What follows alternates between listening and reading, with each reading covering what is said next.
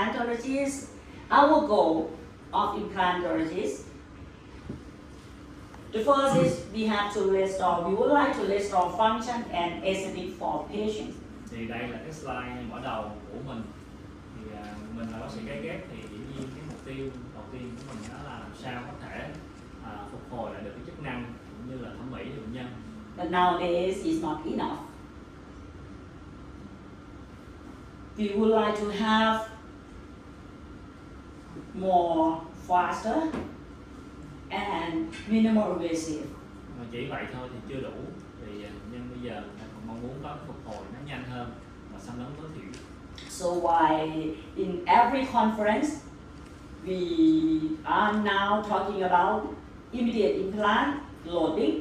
Immediate implant is so, but today, especially in Thailand, every state, every conference, we talking about all or fixed full arch restoration.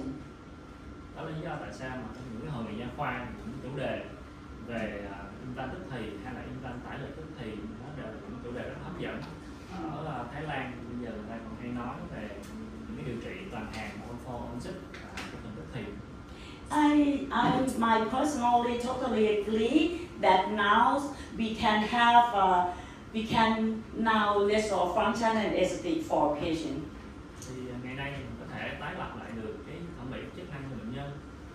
But it's truly minimal invasive. Nhưng mà it's truly mình có thực sự mình điều trị xâm lấn tối thiểu chưa? Because some technique need more surgical treatment visit. Bởi vì có một số những cái loại hình điều trị nó sẽ cần nhiều lần hẹn hơn. And take more time from the beginning until finish. Và tốn nhiều thời gian hơn từ bắt đầu tới kết thúc.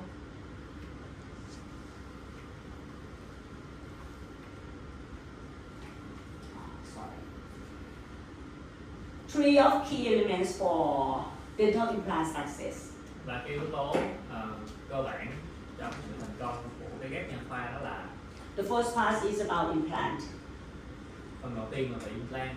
We need to select the implant, decide that properly for the defect. Mình phải lựa chọn cái ghép của implant phù hợp với lại loại hình khuyết hỏng. We need to place implant in the 3D position. Cần đặt implant đúng theo 3 chiều không gian. We need to create implant restoration Và hình trên implant. as well. So for the first part, implant, we follow restoration driven implant treatment concept. Thì với cái mục tiêu đầu tiên về implant mình sẽ cần phải đặt implant làm sao có định hướng được hình. The second part is about bone and the third part is soft tissue. Cái phần thứ hai và thứ ba đó là môn cứng và môn mềm. We can achieve that by guided per-implant tissue regeneration. Mình có thể đạt được cái mục tiêu này bằng cái phương pháp đó sinh môn hướng dẫn. Because human no capacity to regenerate that tissue by our own self. Làm sao mình có thể tái sinh mô được những cái khuyết hỏng đó bằng chính cái mô của bệnh nhân. We need to guide that. Mình cần phải hướng dẫn có thể. So, and three part of them need to balance. Ba cái yếu tố này nó cần phải đặt trong một cái cân bằng. One, all of them balance, we can achieve restore function and aesthetic. Nếu như mà chỉ có một cái nó bị mất cân bằng thì nó sẽ gây ảnh hưởng đến kết quả điều trị và chức năng của thẩm mỹ. But it's not faster and not a minimal invasive way. Nhưng mà cái điều trị như vậy nó không có xâm lấn tối thiểu được. If you like to hit to the all goal of implantology, we need to balance and simplify. Để mà có thể đạt được cái đỉnh của cái ghép nha khoa thì mình cần phải hài hòa cân bằng tất cả những yếu tố này kết hợp với lại cái quy trình điều trị đơn giản. So today I'm here Đó là lý do mà tại sao tôi có mặt hôm nay. to draw you, to lie you, how to get the goal by truly minimal invasive and faster way. Đó là chia sẻ với mọi người cái phương pháp làm sao mình có thể điều trị nó xâm lấn tối thiểu và nhanh chóng. Faster way. How to let patient say yes at the day one. Điều trị nhanh làm sao mà mình có thể thuyết phục bệnh nhân đồng ý Right. ngày đầu tiên. If they come to you, make appointment to you to consult about the implant, Nếu như mà cái lần hẹn đầu tiên mà bệnh nhân tới với mình để khám tư vấn implant, normally, how did you do? thường là mọi người sẽ làm gì? How many visits that you can finish definite planning for them? Mình sẽ cần bao nhiêu lần hẹn thì mình mới có cái sau cùng cho bệnh nhân. How many? One. Oh, Một thôi hả?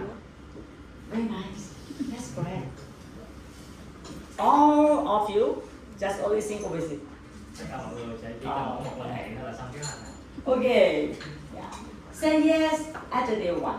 Làm sao thuyết phục bệnh nhân đồng ý với các điều trị đó? For me, for the simple implant restoration, that it can be single visit. But it's something difficult or complexity, maybe we need more.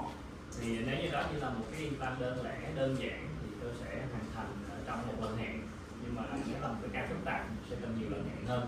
Yeah. And for me, I think digital workflow helpful for this to get patient understanding, visualizing what's going to be happen for them, and definitely planning how, when, and how much. Thì nhờ vào những cái ứng dụng kỹ thuật số mà mình có thể tư vấn và bệnh nhân cũng có thể dễ dàng hình dung được cái quy trình điều trị cũng như là kết quả điều trị sau cùng.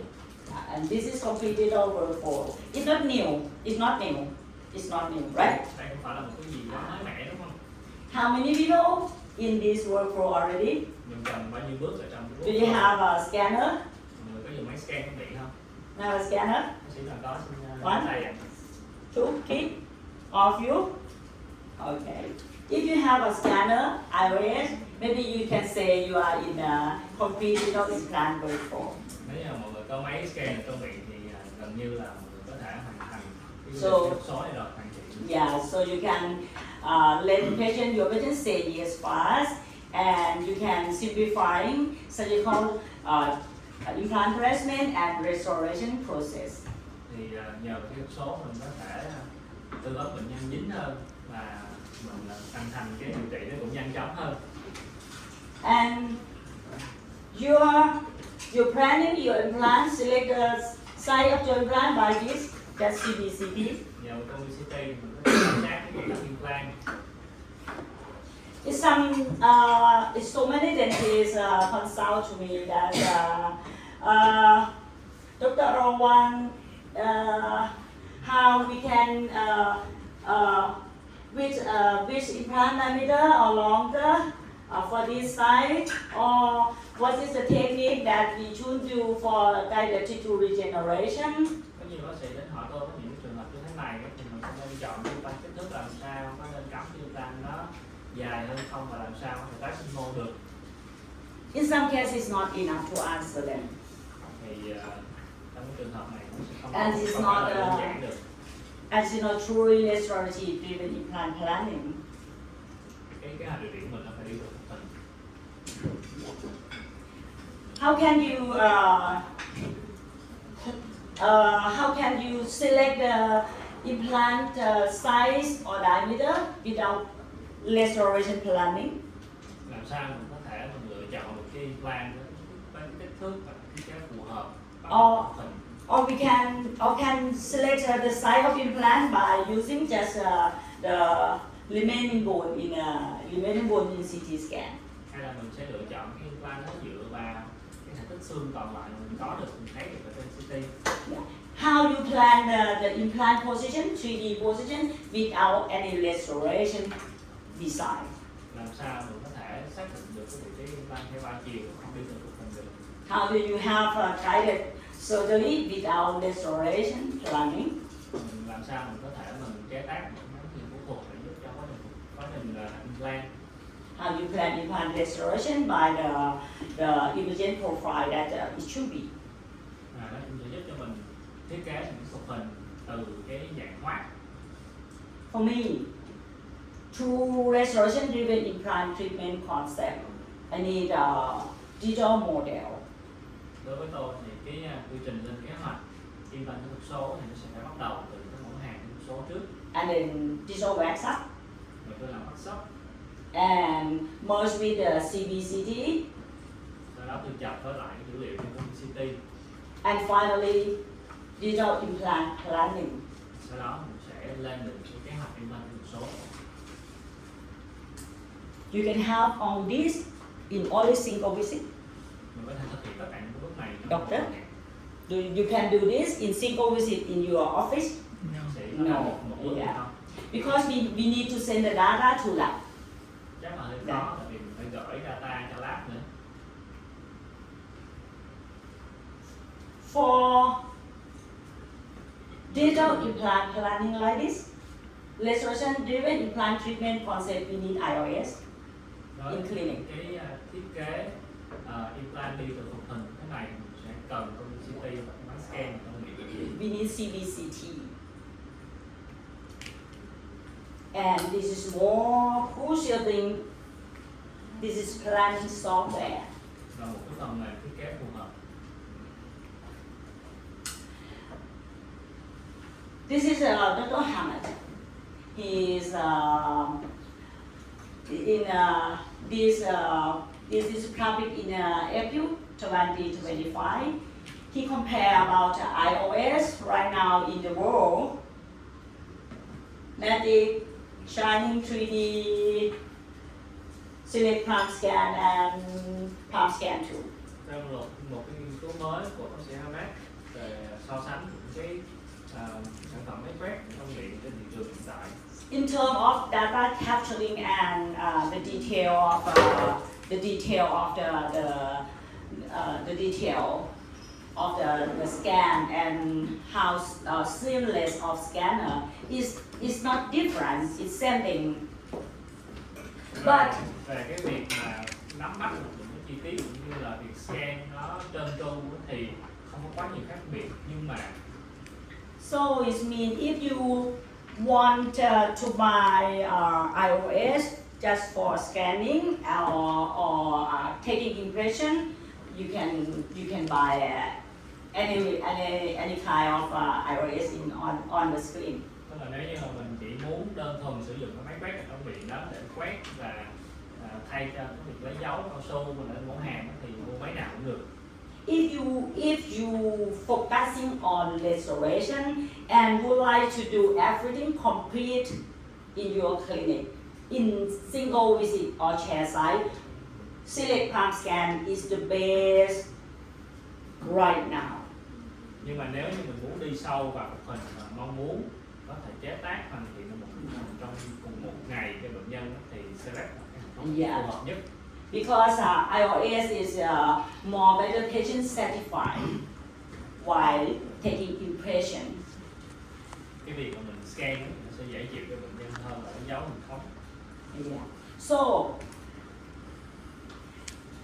if you would like to go in the same day restoration, you need to you need to have a Select Palm Scan. Nếu như mình muốn chế tác một hình trong ngày cho bệnh nhân thì cần sử dụng Select Palm Scan. Yeah. For Dentsply Barcelona now, they have 4 iOS, 4 intraoral scanner. Dentsply thì có 4 cái dòng máy quét. Yeah. So we can categorize that scanner with the Connect software. Mình có thể kết nối cái Palm Scan đó với cái phần mềm. And Select Palm Scan is with Select software. Mình chia ra những cái phần mềm kết nối với lại những hệ thống này thành hai nhóm này. Scanner with Connect software and scanner with Select software. Những cái máy quét mà kết nối với lại cái Connect software, It's cái máy quét different. kết hợp với lại Select software thì có hai nhóm khác nhau. It's different. It's different. Because of what? Because only Select with only scanner with Select software that we can do chair side restoration. Cái sự khác biệt nằm ở việc là chỉ có những cái máy quét có thể kết nối với phần mềm Select software thì mới có thể chế tác được cái cái hình thôi. And for Connect software, we can use it as a scanner to take digital impression and send to somewhere to the lab. Còn những cái máy quét còn lại kết nối với lại cái phần mềm Connect software thì mình có thể dùng dữ liệu đó output ra lab bên ngoài. You can get just patient satisfaction and you can go to the complete digital workflow, but it's not for chairside restoration. Mình vẫn có thể dùng máy quét đó cho cái quy trình điều trị kỹ thuật số của mình, nhưng mà mình sẽ không dùng cái máy quét đó để mà chế tác một cái mão trong này được.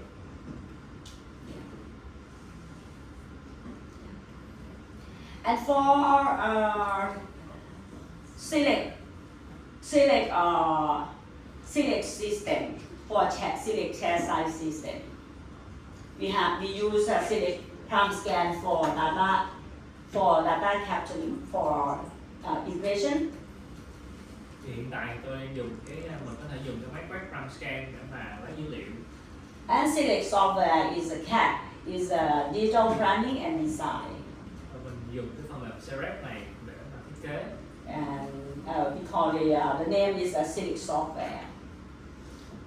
And then we need a milling machine Thì đó là phần cát, và phần cam, phần chế tác.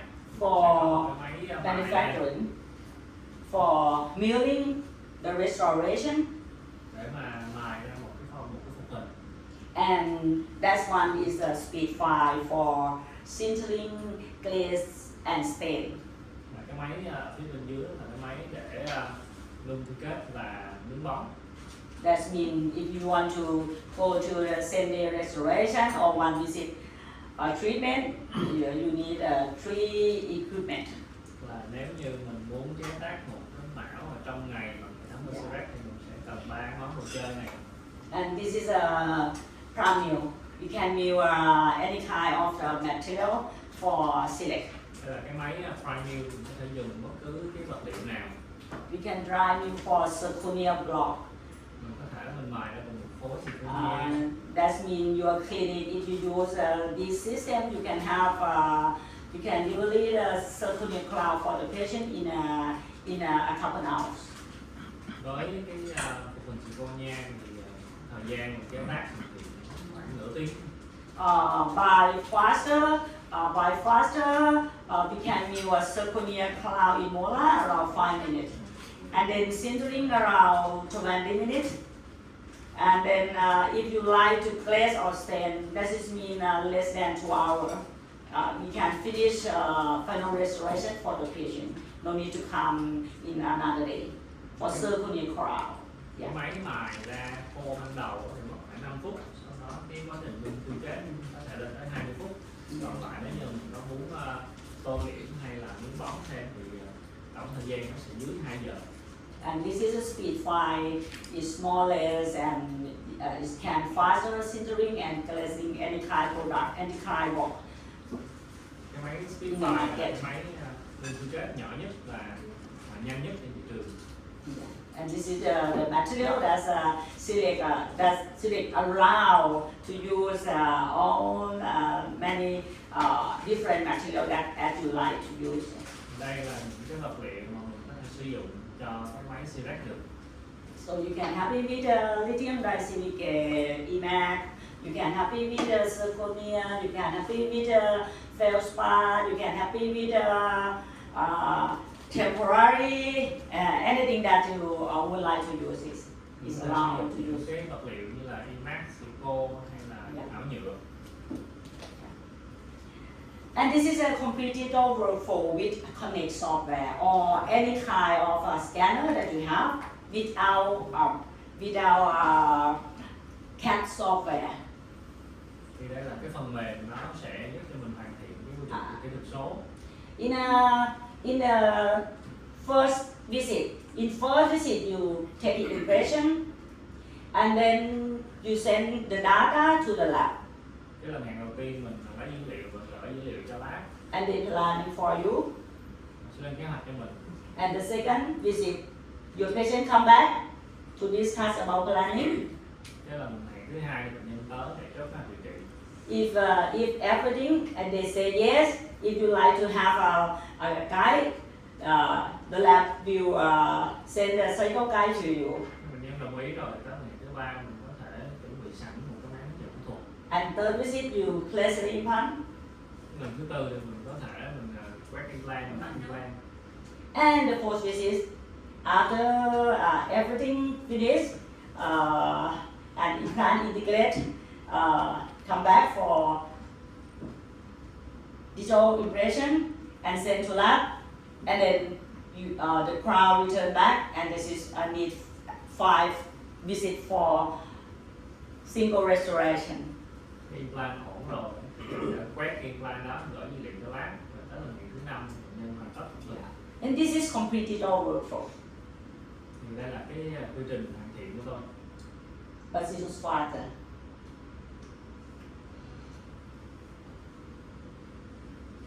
With Select software, Mình hoàn thiện bằng cái phần mềm Select. we can do all process Với phần mềm Select mình có thể làm tất cả những bước này.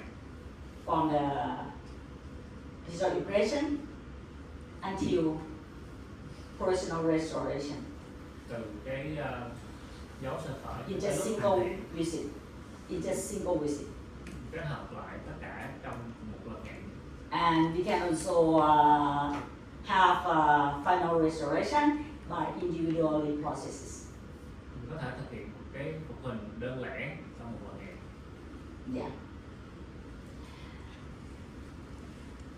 By using Select scanner with a Select software with CBCT merges together, I can say this is the most complete digital implant workflow for single implant restoration. Tôi nghĩ đây là một cái quy trình điều trị kỹ thuật số hoàn thiện nhất cho Dạ. implant đơn lẻ hiện giờ, khi mình có thể lấy được cái dấu quét ở trong miệng kết hợp với lại công nghệ CT và nhập qua cái phần mềm thiết kế Select. By using CBCT with SciCat software implant planning, Với cái công nghệ CT mình có thể sử dụng phần mềm SciCat yeah, we can plan a 3D implant position. để lên cái kế hoạch vị trí của implant. We can plan implant angulation like this. Kiểm soát hướng của implant như thế này. We can plan implant depth, Kiểm soát độ sâu của implant. and we can plan the buccolingual and MD position of the implant. Cái vị trí theo chiều gần xa và ngoài trong. By using restoration, you see the blue line is the line of restoration that we are already planning for this case. Mình tree ra từ cái phục hình, cái đường màu xanh đây, màu bao này là cái thiết kế của phục hình. I didn't plan the implant position by the book that they have. I always plan implant position along with the restoration that I design. Cái vị trí của implant của tôi nó đi theo phục hình, chứ không phải là đi theo hướng xương. And I can finish in the day one. Và nó có thể hoàn thành bước này trong ngày đầu tiên. You can see this case. This is the back side, the back side, and you see from by back side, the margin of the restoration is quite lower than the original. Yeah. Cái quan sát màu xanh thì mình có thể thấy cái phục hình của mình có cái đường đất nó nằm thấp hơn hai bên cạnh. But for implant restoration, I don't plan implant. The restoration should not be like this. The restoration should be here. Mà khi mà lên cái địa điểm là tôi không thích cái đường đất nó nằm ở đây, nó nằm ở trên hơn. So my implant depth is not 3 mm from the legs up here. Cho nên là vị trí implant của mình nó sẽ không. So this is for example, is the planning by using SciCat software. Tính từ 3 mm từ cái đường viền của sắp ở bên dưới đâu, nó sẽ ở trên hơn.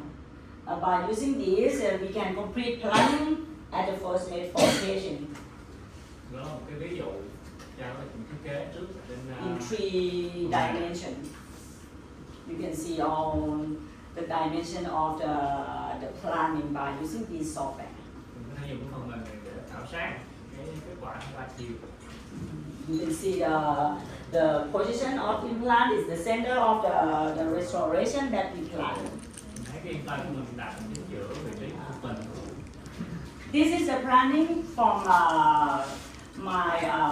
my dentist student in my class. They consult me how to decide restoration, how to decide the guided bone regeneration, and this. Đây là một cái ca mà Yeah. học viên của tôi mang đến And để this- hỏi làm sao mình có thể tái sinh xương được. And this is the first wax up, digital wax up that he sent to me, and I asked him, this is a good restoration planning. Thì đây cái workshop mà học viên nó gửi cho tôi hỏi lại là đây có phải là cái workshop tốt chưa? And around 1 week later, he sent me back here. Một tuần sau thì anh gửi cái workshop này. That is because he don't have any software for planning and digital wax up in his clinic, so take more time. Lâu như vậy là bởi vì anh không có một Yeah. nghề thiết kế ở ngay tại Việt Nam. It look like restoration driven implant treatment concept, but yes, it's restoration driven implant treatment concept, but it's not faster. Thì nó cũng là một cái kế hoạch điều trị từ thực hình nhưng mà nó không có nhanh. And this is my experience case before I using this software. Đây là cái ca mà tôi thực hiện trước khi mà tôi dùng phần mềm. I send the STL impression and CBCT to the lab, and then they plan to me by this. By this planning. Tôi lấy dấu tôi gửi cho lab thì người ta lên tháp điều trị như thế này. I don't know who having with this, but I'm not happy because Không biết là bạn nào làm nhưng mà tôi không có. because finally, you see, in the software, I think this it's hard to imagine. That is the restoration is the real restoration that I would like to have for my patient. Finally, I submit, and then finally I got that. Thì ban đầu á, nó cái kết quả như thế này tôi không có hài lòng nên là tôi phải chỉnh sửa và sau cùng thì nó sẽ như thế này. So I'm not happy with it in this way. Tôi không có thích cái workflow làm việc như thế này. So I need to change. Tôi phải thay đổi. Yeah. And this is by using a series software. Thì đây là cái điều trị khi mà tôi sử dụng cái phần mềm. After taking impression, I can design the restoration as I like it. Sau khi mà lấy dấu xong thì tôi có thể thiết kế And then I một immerse ý it. của mình. And then immerse it with CBCT. I can plan the implant site and anchoration and it. Và chập với lại phim publicity và từ bức hình đó đưa ra vị trí của implant. And send it to another planning because in my clinic I don't have any printing, 3D printing, so I cannot prefabricate for multiple implant placement, and I have to send the data to another planning. But I can use my first data, my planning to communicate with them. Thì ở trong phòng khám tôi không có sẵn cái máy in cho nên là sau khi tôi tự thiết kế thì tôi gửi cái lab ngoài để mà in, nhưng mà bằng cái phần mềm thì tôi có thể giao tiếp với lab tốt hơn. And finally, they can plan everything as I like to have, and I like to get for my patient.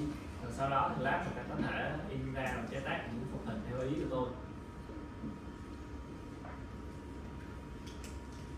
So, in every consultation visit for me, routinely regular consultation for implant, I always start with a digital impression. Với tất cả những cái lần hẹn khám tư vấn của tôi thì bắt đầu là tôi sẽ lấy dấu hiệu số By my assistant. phụ tá là tôi có thể dùng. And then she create a digital website, Sau đó tôi tự làm and I check tôi kiểm and tra.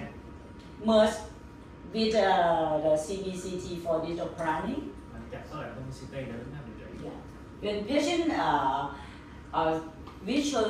visual planning, and they can, it's not imagine because they can see what's going to be happen in the future in their mouth, and I can say that it's quick and clear planning.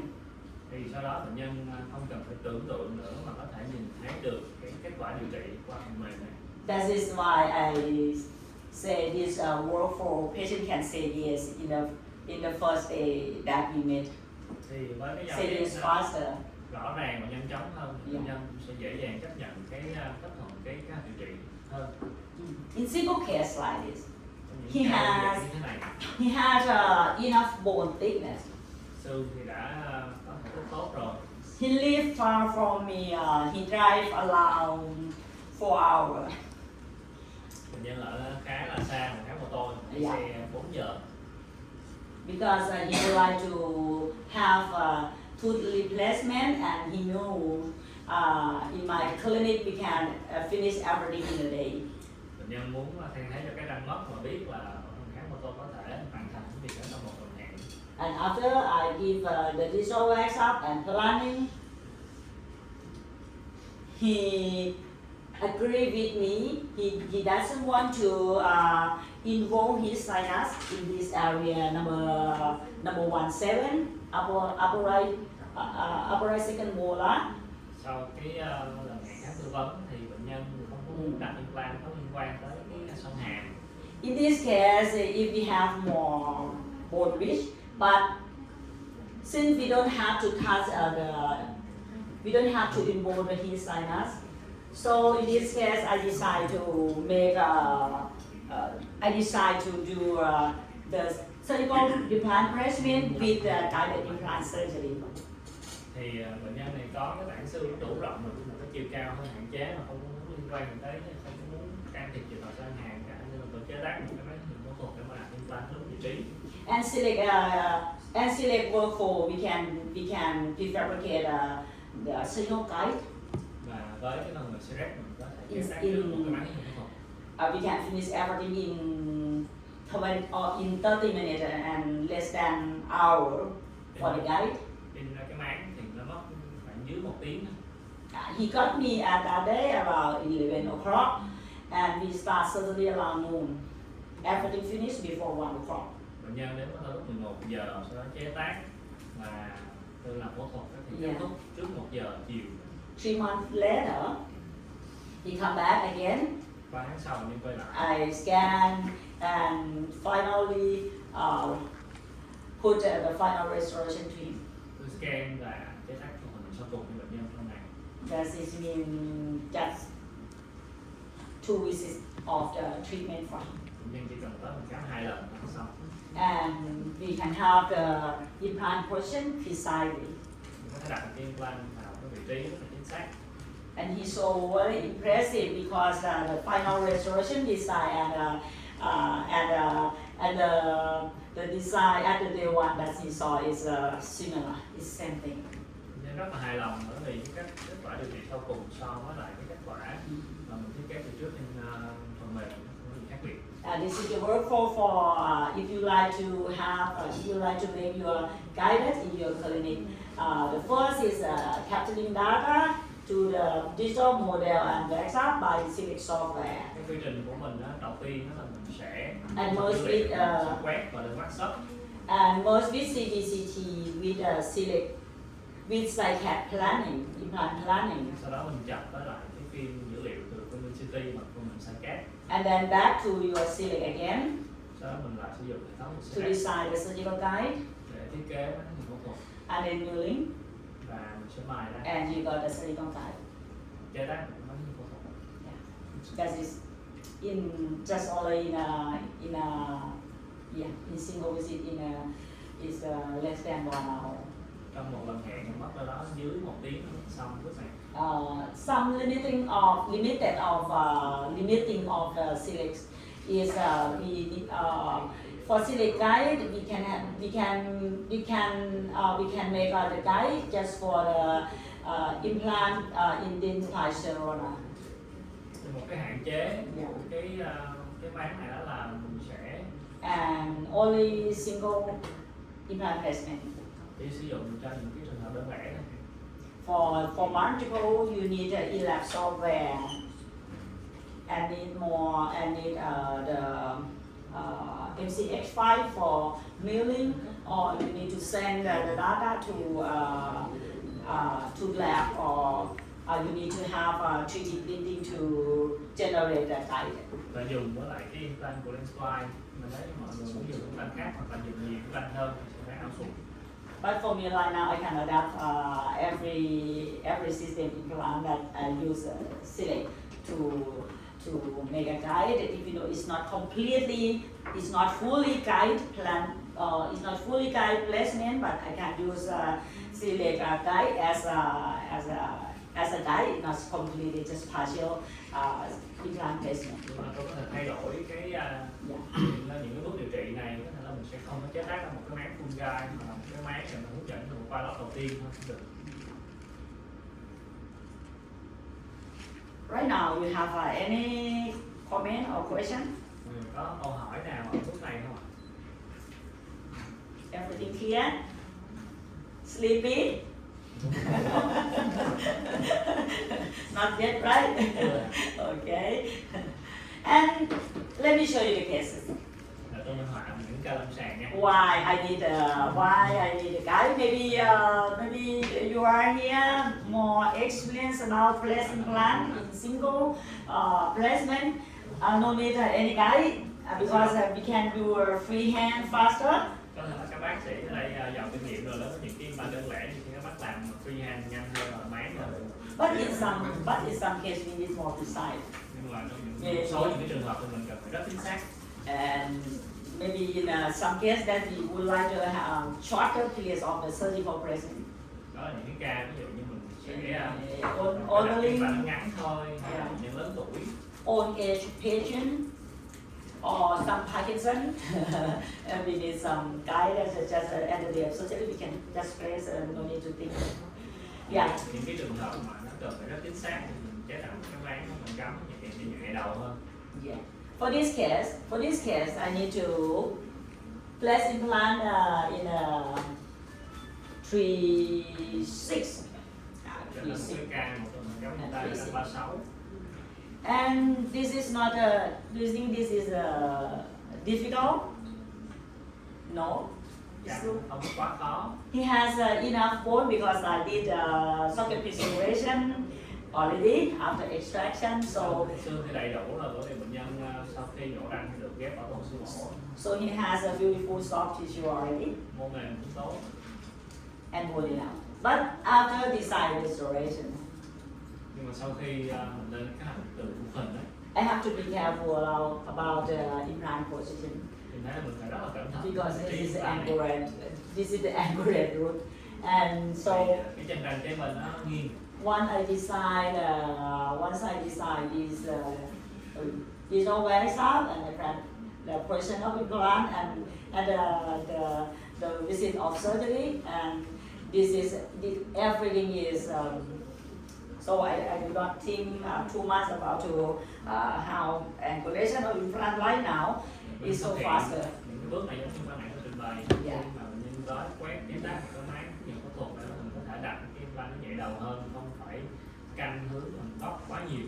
And by using a milling select guide is normally it should be the tooth support guide, but in this case I have just only an in the front teeth to support, but it fits well and fit enough, allow me to press implant with the stability of the guide. Các bác hướng dẫn phẫu thuật mà muốn vững ổn thì nó nên dựa trên răng. Ở trong cái trường hợp này của bệnh nhân thì mình vẫn còn đổi những cái răng ở phía trước để nâng đỡ cho cái bác hướng dẫn phẫu thuật mình có thể đặt vào nó vẫn ổn định. Actually, I would like to place 2 implants, but I have but for select guide we can have just only single, and so I use this one as a guideline for the first one, and the next one I just along with the first one. Với cái hệ thống Select Guide mình chỉ có chế tác được một cái cái máng với một lỗ thôi, thì tôi sẽ dùng cái máng một lỗ đó, tôi đặt một cái implant trước và dùng cái implant đó như là một cái hướng dẫn để đặt implant thứ hai. Yeah, this is how that I adapt the thing that I have and limiting, but I don't think that is limiting me to do my job. Đó là một cái hạn chế của CRS, nhưng mà mình có thể tùy biến giúp cho mình giải quyết được những tình huống lâm sàng. And that is the final restoration that I have. That we have. Yeah. Another case. This is a lady. Một ca khác của nhân nữ. Yeah. This is the gingival level that I would like restoration be like this in the future. Đây là cái vị trí của cái đường viền nướng mà tôi mong muốn trong tương lai. And then I plan the portion implant. I don't care at all. Từ đó thì tôi xác định vị trí của implant mà không cần phải quan tâm tới xương. Because I know how to regeneration room Vì tôi biết cái cách làm sao in the position of implant that I plan. có thể tái tạo xương theo cái vị trí implant mình mong muốn rồi. Because portion of implant is the first crucial step for your success. Cái vị trí của implant là cái bước quan trọng đầu tiên đảm bảo thành công. This is the surgical guide that we decide for. Đây là cái máy phẫu thuật của cái đắt. This is the implanted. You can see the implant is not put in the bone. Mình thấy cái vị trí của implant, cái chiều sâu nó không có nằm hoàn toàn trong xương. But finally, you can have the final restoration. Nhưng mà sau And đó this is a final restoration. That's it. mình cái đắt của mình sau cùng của bệnh nhân sau 1 tháng. You see here, this is the gingival margin. Mình có thể thấy cái đường viền ở đây Imagine at the first. mà tôi đã hình dung từ cái lần đầu Yeah. tiên. Cái lần đầu tiên. If you don't plan the restoration, you cannot place implant in the right position. Nếu như mà mình không có cái bước lên hai vị trí, mình sẽ không có đặt được implant theo đúng vị trí. Yeah, that's it. And another one case that is, I would like to share you is something we need to precise implant position. You can see this is how precise of the silicone. That's Đây là how một we like. cái ca khác yêu cầu mình cần phải đặt implant nó thật là chính xác. It's not good. Oh, okay.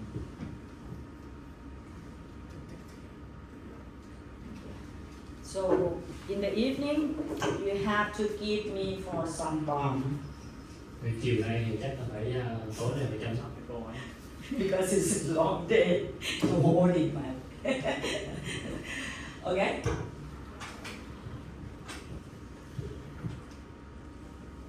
Okay, and this is a portion of implant, and you see the final restoration. Đây là vị trí của implant và phần sau cùng. This is the power of truly restoration-driven implant treatment. Đây là sức mạnh của một cái And by ca using- thật sự để đi được mình. Completed over for with silic. Nó cái hệ thống của CRS nó hoàn thiện cái quy trình điều trị của tôi. Yeah, and we need just this.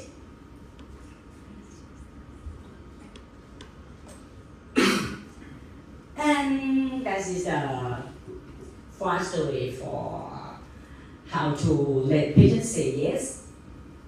Thì đó là một cái cách mà mình có thể Fast điều to say trị nhanh yes. chóng và tư vấn cho bệnh nhân nó thành công hơn. How to press implant in the right position Làm sao mình có thể đặt được implant đúng vị trí precisely, chính xác. less surgical time. And now we go to the restoration. Để ít tốn thời gian phẫu thuật hơn. Đây là cái bước phục hình. And for regeneration, of course, once we press implant, we need bone regeneration or soft tissue regeneration, but we will talk later. Chỉ là sau khi đặt implant thì mình sẽ phải Anh xương vừa nói- là bộ mềm, nhưng mình sẽ nói sau về chủ đề. I would like to finish about the digital workflow Muốn nói xong về for chủ this đề morning. cái đột số trước sáng Yeah. hôm nay đã. After silic implant restoration, we can have about single implant restoration. We can have cement restoration, cement retain restoration, pure screw retain restoration, and hybrid cement screw retain restoration. Cái phụ huynh đơn lẻ thì mình có thể xi măng mắc vít hoặc là xi măng vít. By using silicate, we can do a cement retain restoration, and we can do a cement screw retain restoration as well. Vì với cái xi rác thì mình có thể cái rác cái phụ huynh lưu giữ bằng xi măng hoặc là xi măng mắc vít. But almost of the, if you would like to do a cement retain restoration, we need to apply a little bit. Nếu như mà mình muốn thực hiện gắn xi măng thì cần phải biến độ một chút. Because normally by using silicate, we make a restoration the crown on titanium abutment. Thường đối với hệ thống này thì mình sẽ chế tác một cái mão ở trên cái trụ titan. Does this mean we can have a cement screw retain restoration on type base abutment by using silicate software? Mình có thể chế tác một cái phụ hình xi măng mắc vít ở trên một cái T-base. This is a chassis implant on type base. Đây là một cái implant chế tác tại phòng nha ngay Okay. trên ghế gắn trên cái T-base của nha. Yeah, we can have a layering, a zirconia substructure on type base and then crown. Có những cái thành phần là T-base phủ lên trên bằng một lớp zirconia và mão. Or we can directly fabricate crown and fix on type base. Hoặc là mình có thể gắn trực tiếp cái phụ hình nó lên trên T-base. Yeah, two options for silicate chassis. Yeah, that is the workflow of silicate and restoration. And about implant position. Đó là cái workflow phụ hình. Even though you- implant á, Even though you have this old wax up, you have the planning, but you know, if you don't understand about how to submit about the planning, and you cannot have the implant position. thì mình có thể thu thập dữ liệu và lên workshop mình truy từng phụ hình rồi, nhưng mà nếu mà không có nắm được những cái yếu tố về vị trí của implant thì mình sẽ khó xác định được cái vị trí implant chính xác. By using silicate, if you don't understand about implant position, you cannot achieve the goal of the aesthetic also. Mình có dùng phần mềm CREX đi nữa mà không có nắm được những cái yếu tố cơ bản của vị trí implant thì mình cũng không đạt được cái thành công. And after you wax up, digital wax up on digital model, the Mình implant, lên cái workshop thì thực sự như thế này. yeah, the implant position and Vacolingo and MD implant position by using silicate software. Dùng cái phần mềm CREX software để xác định vị trí của implant hay chiều ngoài trong và ngược ra. You can locate implant position Mình xác định cái vị trí của implant in a center of restoration. nằm chính giữa cái phụ hình. Why the center of restoration? Tại sao lại nằm chính giữa? Because of its effect to the restoration string Tại vì nó sẽ thuận lợi hơn cho cái khả năng chịu lực. and about the force into the implant. We need the mastication force directly in the implant, right? Rồi cái khả năng tải lực lên trên cái implant mình muốn là cái lực nó phải là cái lực đồng trục. So we can design the implant position here Mình có thể xác định vị trí on the implant left side. trên workshop. And this is the area that the force directly around the implant. Đây là những cái điểm chạm khớp, mình sẽ hướng dẫn những cái điểm chạm khớp nó gần với vị trí của implant. If you position implant is not the center of the restoration, maybe here it will be effect to the restoration string because we need at least 1.5 millimeter thickness of the material. Cái vị trí của implant nếu như mình không đặt trên chính giữa mà nó hơi lệch đó, thì nó sẽ có mà nó sẽ tạo ra một số những cái lực uốn ở trên implant. Mình muốn là cái phụ hình của mình nó có cái độ dày tối thiểu là 1.5 mm. So why this software is so helpful? Đây là lý do tại sao phần mềm nó sẽ giúp ích cho mình. Because you can see everything in the software and website. Mình có thể khảo sát trước những yếu tố ở trên phần mềm. And about angulation of the implant. hướng của implant. When you decide the restoration, you can plan the angulation of the implant, Từ cái hướng của phục hình thì mình có thể suy ra cái hướng của implant. and you can get and you can decide the angulation of the implant, followed by the restoration type that you plan. Rồi cái dạng thiết kế của phục hình mình mong muốn. If you want to be a screw retail restoration, you need to angulate the implant Nếu như in a muốn cingulum in a. phục hình bắp vít thì cái Yeah. bắp vít nó phải nằm ở phía mặt trong là cái cingulum.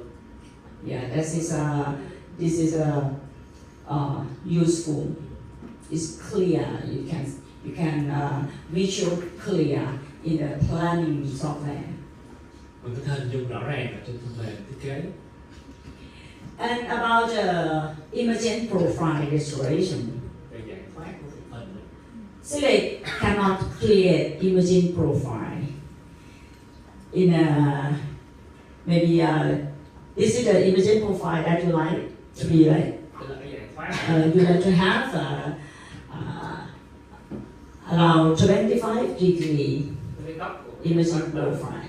But khoảng 25 độ thôi. if your implant position is not correct, you cannot create Nếu imaging mà vị trí profile. implant của mình nó không có chính xác á, thì mình khó đảm bảo được cái góc này. And if the implant position is correct, but soft tissue is not enough, you cannot create imaging profile also. Nếu như mà vị trí implant đúng rồi nhưng mà vẫn không có đủ thể tích mô mềm thì mình cũng không đảm bảo được cái góc này. So that Silic is not that Silic or digital workflow is not enough for create the imaging profile restoration in a way that you like. Chỉ bằng việc sử dụng phần mềm Sirect hay là áp dụng cái quy trình kỹ thuật số thì nó cũng chưa đảm bảo cho mình có thể có được một số dạng thoát phù hợp. Yeah, and for the implant depth, it depends on the implant design that you use. Cái độ sâu của implant nó cũng phụ thuộc vào thiết kế của implant nữa. I think everyone here know about that already. Vì chắc là mọi người cũng đã rành phần này rồi. Yeah, but for me, I would like to recommend you. Thì, Even- nhưng mà tôi muốn khuyến cáo mọi người là Even though you have bone or soft tissue remaining at the day of your implant placement, you need to strict on the implant position. thì cái buổi của mình đặt implant nếu như bệnh nhân đã có đầy đủ mô xương mô mềm rồi thì mình vẫn phải cần chú ý đến vị trí của implant. Should be the following by the restoration, imaginary restoration. Khi implant mình đặt vào nó cần phải phù hợp với lại một cái phục hình tưởng tượng. And for me, I like to place implant at least 3 or 4 millimeter depth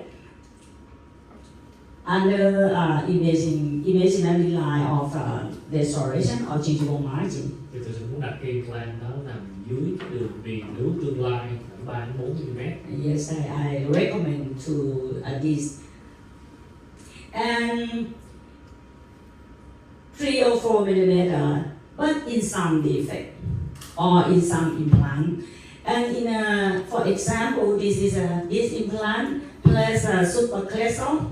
Nhưng mà cũng còn tùy thuộc vào thiết kế của implant nữa. Ví dụ đây là một cái implant mình đặt ở trên nào xương. Because of the design is the porridging here, the porridge surface here.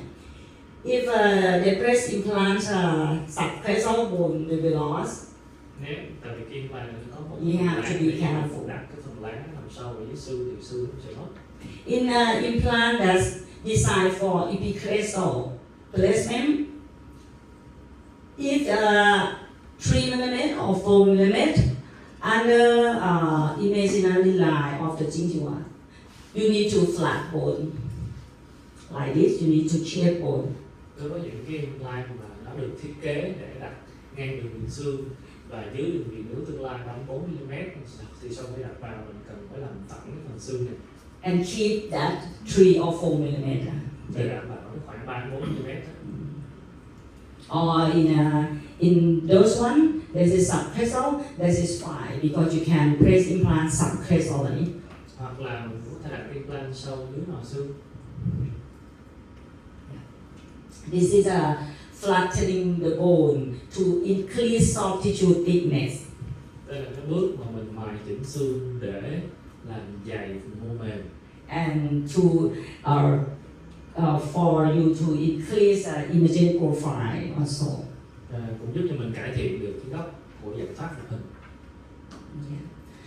In case that you place implant that soft tissue thickness is not enough, Trong những cái trường hợp mà mình đặt implant mà mô mềm nó không có đủ dày, you need to know when you place implant with in a thin soft tissue, cholesterol around implant will be resorption. nếu như mà mình đặt implant ở một cái trường hợp mô mềm nó mỏng á, thì xương có thể tiêu trong tương lai. Yeah, you need to do vertical soft tissue thickness by maybe you need to clap or you need to do something to get more vertical soft tissue thickness. Mình cần phải ghép hay là làm một thủ thuật gì đó để có thể gia tăng được cái độ dày của mô mềm To avoid cholesterol loss. để tránh việc tiêu xương viền trong tương lai. Yeah. This is the way how to create vertical soft tissue thickness. Đây là một số những cái giải pháp để mình có thể cải thiện And this is mô mềm. by Dr. Thomas Lindquist in his zero bone loss concept. Thì bác sĩ Lindquist thì là cách tiếp cận của ông trong cái zero bone loss concept thì có thể là làm phẳng cái đường viền xương để cái khoảnh nó sẽ bù trừ cái mô mềm và đặt cái càng sâu hơn. This one is flattening bone. Đây là cái bước mà mình làm phẳng đường viền In xương that one, place implant subcrestal. hoặc là đặt implant sâu hơn. And instead that need to regenerate, they use maybe he use a 10-pole technique of vertical augmentation. Trong những trường hợp mà mình muốn gia tăng cái độ dày của mô mềm thì bác sĩ sử dụng những cái phương pháp cộng lều hoặc là ghép theo chiều dọc. Yeah, and that is about implant position. Đó là những yếu tố về vị trí của implant. And next is because select a restoration, we need to make a restoration directly on thigh bed. So you need to correct titanium bed selection. Gingival height and width. Cái phục hình của mình sẽ làm trên T-base, cho nên là mình cần phải lựa chọn cái T-base với cái chiều cao phù hợp. Because of the gingival height and width of the titanium base is affect to imaging profile restoration. Cái chiều cao nếu của T-base nó cũng sẽ có ảnh hưởng tới cái góc của dạng thoát. Yeah. We must. I already check after press the scan, the scan pose or scan abutment before create a restoration because I have to be careful. I would like to make sure that the thigh bed fit well in the position and no pressure on bone. Sau khi mà tôi đặt implant, đặc biệt là đối với những implant đặt sâu ở dưới xương thì tôi phải kiểm tra lại cái T-base xem mà nó có cái sát hay không, nó có gây đè nén xương nhiều hay không. Thigh bed should not pressure on flexible. Cái T-base nó không có nên đặt áp lực lên xương vỏ. So we need to check. And normally, gingival height should not less than 1 millimeter. It's 1.5. This is a good number for thigh bed height, gingival height. But in some implant, they don't have correctly. I mean, they have just 1 millimeter of the gingival height. So we have to be careful at implant position. Cái T-base thì thường nó không có nên thấp hơn 1 mm. Con số phù hợp đó là khoảng 1.5 mm trở lên. Nhưng mà cái chiều cao của T-base đối với một số hệ thống implant thì nó không có quá nhiều lựa chọn, cho nên là mình cần phải cẩn thận. Yeah, and you need to check the implant system that you use is can use with select and about the Jinjiang height, it's too loud. It's too loud. Giảm bớt mic cho cô. Yeah, and you need to check that because if you press implant too deep and the titanium Jinjiang height is not longer enough, that's the restoration and type is pressure on bone and it will affect to crescent bone loss finally. Cái hệ thống implant mà mình sử dụng thì mình cần phải chú ý tới cái chiều cao của T-base tương ứng xem là nó có phù hợp hay không. Thì nếu lỡ như mình đặt cái implant nó quá sâu và hệ thống nó không có cái T-base với cái chiều cao phù hợp thì nó sẽ dễ gây tiêu sinh viền khi mà T-base trong một hình của mình về để cần xin bỏ. And this is the X-ray show the titanium base. Jinjiang height you see here is not pressure on the crescent bone and creates a restoration. Đây là một cái ví dụ trong cái trường hợp là môn mềm nó mỏng và mình cần phải đặt cái implant hơi sâu hơn một chút và có được một cái T-base phù hợp. There's no pressure on bone. Không có gây đè nén xương bỏ. Yeah.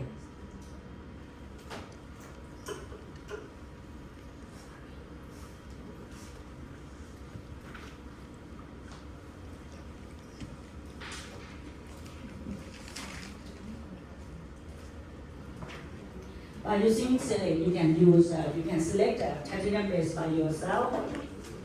But if you scan central lab, maybe you need the lab select for you, or you can decide to select the type base. And the same condition. Please no pressure on crescent bone.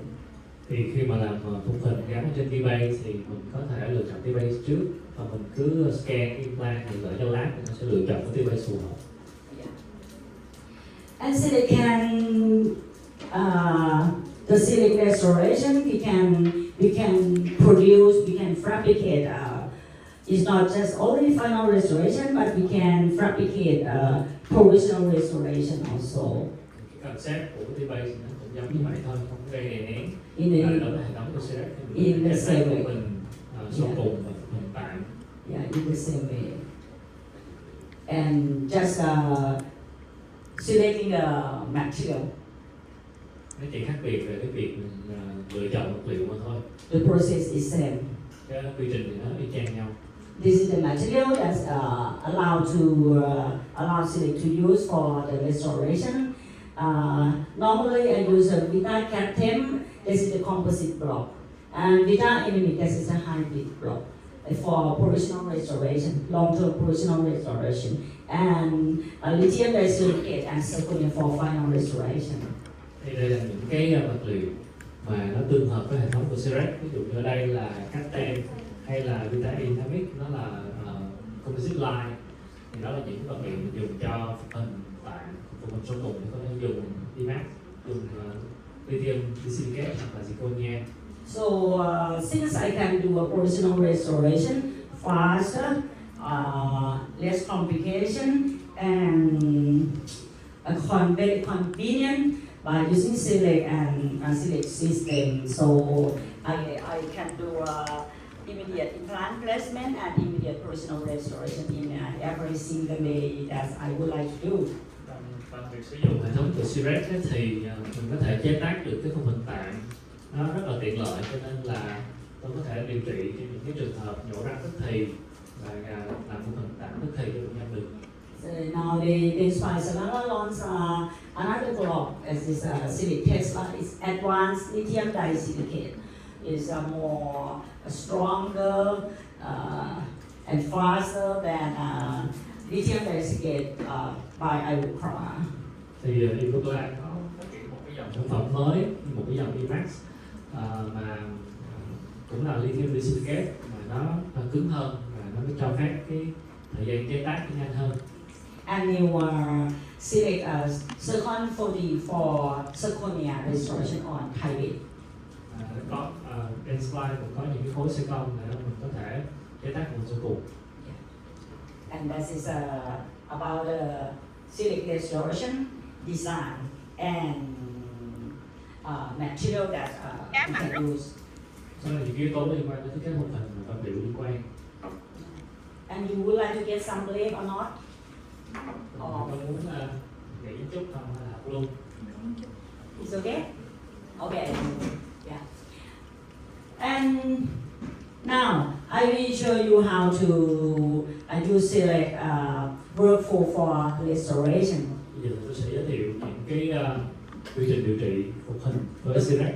The first step is digital impression, and then design and finalization. Đầu tiên đó là mình lấy dấu, sau đó là thiết kế, sau cùng là hoàn tất. And digital impression for select restoration, we need for impression. We need a lower upper jaw and buccal and scan body. Thì để có thể phục hình trên implant với hệ thống Select, mình sẽ cần 4 dấu hàm trên, dấu hàm dưới, dấu cắn và dấu scan body. Normally, when you use a scanner to make a restoration for the implant, you use a scan port, right? You use scan port. Nếu mà lấy dấu ở trên implant, mọi người sẽ gắn scan body trên implant. You use digital impression for implant. Mọi người có sử dụng cái số để mà lấy dấu được implant không? Yeah. You need just a lower jaw, upper jaw, and bite, right? And send SPL for the lab. Yeah. But for select, you need to scan. You need to have the scan body. Đối với hệ thống của Select mình cần So có dấu scan a body. little bit different. And by using select, this is the video show. That's it. This case, I just make a video clip is on Wednesday. Cái ca này là ca mà tôi vừa mới quay lại cái video clip vào thứ Tư. Yeah, and check everything okay about the contact of the model and the bite.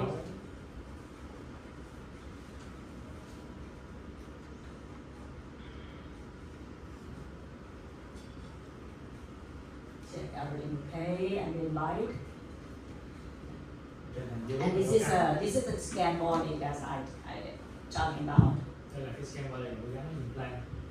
So for scan body, you need to make sure that you scan this area clear and check about the portion of the scan apartment. Qua cái vị trí của scan body mình cần phải quét cái dấu nó rõ ràng. This is the original.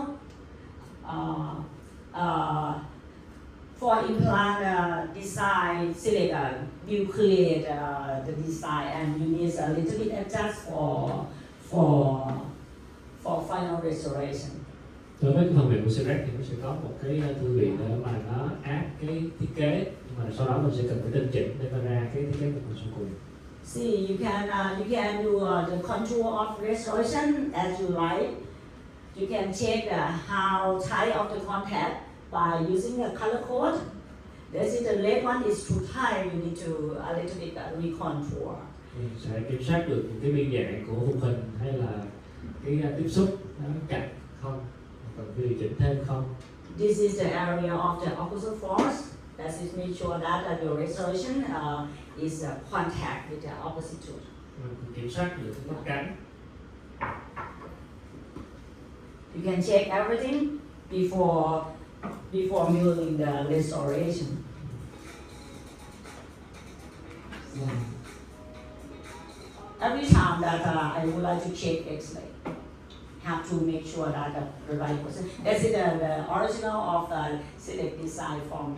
Đó là cái thiết kế ban đầu của Select, rồi sau đó tôi phải tinh chỉnh lại với những cái bước mà mình đặt scan body, chúng ta sẽ kiểm tra lại bằng cái square để xem scan body nó có chính xác hay không. Yeah, this is final restoration. Đây là một số cùng.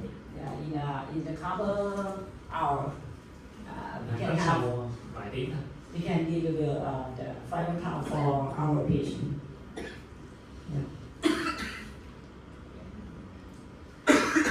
And this is you need for the restoration, implant restoration, as I said, we can scan directly by using Kyrie that you select, but you need to use a scan body. Mình có thể dùng cái scan body để ghi dấu vị trí implant, hoặc là mình có thể ghi dấu vị trí của abutment. Ví dụ như ở đây mình có thể ghi dấu vị trí của T-base. This case, scan body directly to T-base. Bằng việc mình gắn một cái scan body lên trên T-base. It can be a little bit earlier because in some time, if the gingival, the level or cover some part of the mark, yes, it can be earlier in the software. Maybe your restoration is not a fit well, but if you have the scan abutment, select type, scan abutment, C type with the scan body, that is precisely, and make sure your restoration can fit well. It's less earlier. Mình gắn cái scan body lên trên vị trí của implant nhiều khi nó sẽ hơi cấn trong trường hợp này chúng ta nó sâu, thì trong những trường hợp nào mình có thể gắn được cái vị trí của T-base này vào thuận lợi rồi thì mình có thể gắn scan body lên trên T-base để scan để chạy chính xác hơn. And this is the way that we create, we fabricate restoration by using Silik. Đó là cách mà tôi thực hiện phục hình bằng hệ thống Silik. So now today, for the first way at the day of extraction or even though in a healing, I can treat my patient. I can restore function and aesthetic by faster and minimal risk by using this workflow. Và việc sử dụng workflow này thì tôi có thể tái lập lại được cái phục hồi lại được cái chức năng và thẩm mỹ của bệnh nhân rất là nhanh trong những trường hợp làm tức thì hoặc là đặt implant trên những cái vùng sống hàm đã làm thương rồi. Because it's faster, and once I do regeneration at the day of I place implant, that is just simple visit surgery, and then I can do immediately provisional restoration for them. Thì mình có thể chế tác được những cái phục hình tạng rất là nhanh, ngay cả trong những cái trường hợp mà mình cần phải ghép thêm mô nữa. Yeah. In same day restoration, I already do regeneration in the same day of implant placement, and the way of I do guided tissue regeneration, that is minimal surgical visit and no donor side and no harvesting. Thì nếu mà có ghép thì tôi cũng sẽ ghép cùng lúc với lại cái thì phẫu thuật đặt implant. Cái việc ghép của mình thì tôi sẽ thực hiện nó xâm lấn tối thiểu, giảm thiểu cái số lần hẹn phẫu thuật và không có cần phải lấy mô ở một cái vị trí khác. And this is the case, some case that I follow the workflow. Đây là một cái ca minh họa cho cái quy trình đó.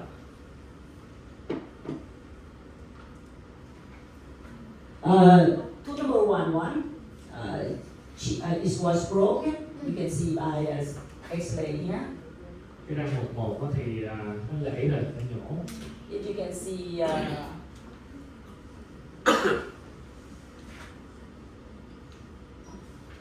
yeah, CBCT show some buccal bone loss because of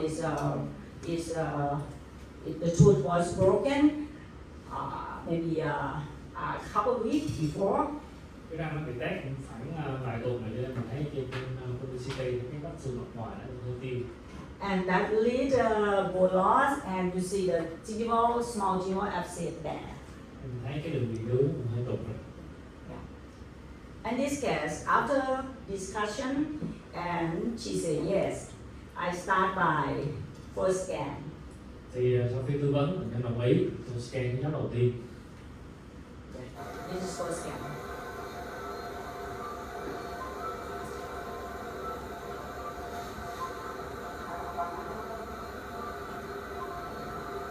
After injection, first scan. Đây là tôi scan sau khi tôi đã gây teo rồi.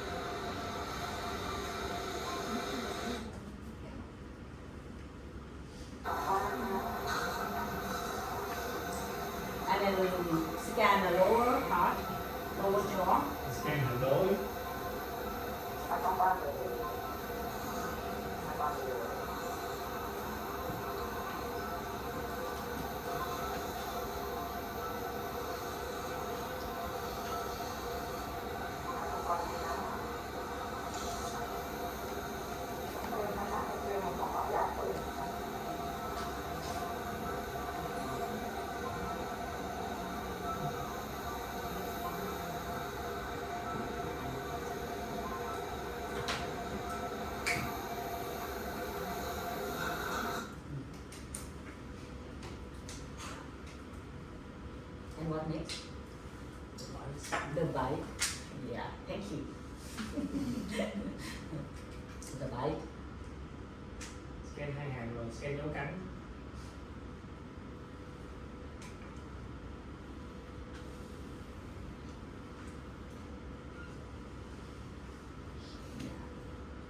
And what's next? Tiếp theo là gì? What's next?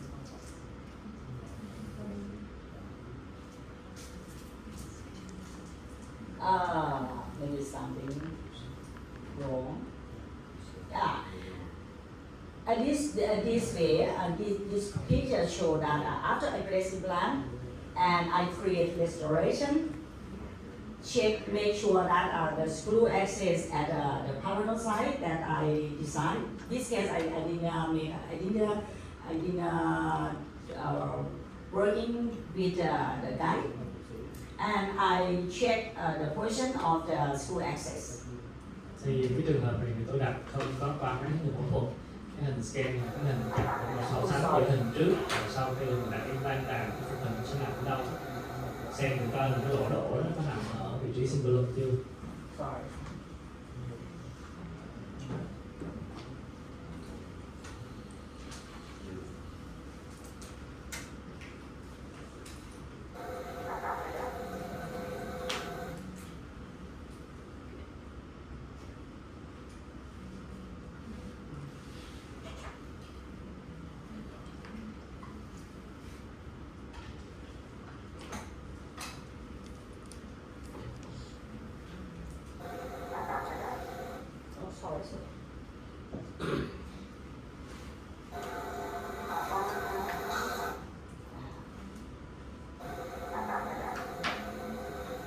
And this is I design restoration. Đây là cái phần tôi thiết kế. I design restoration copy the previous copy her tooth. Tôi copy lại cái Yeah, to hình copy trước của her bệnh nhân. tooth. Yeah, and this is a outline and contour of her tooth, and we talking that we would like to keep that space for her. Mình giữ lại cái dáng răng cũ, Yeah. cũng giữ lại cái khe hở răng cửa cho bệnh nhân. Yeah, I place implant. Put the scan apartment, and then design restoration. Make sure that the restoration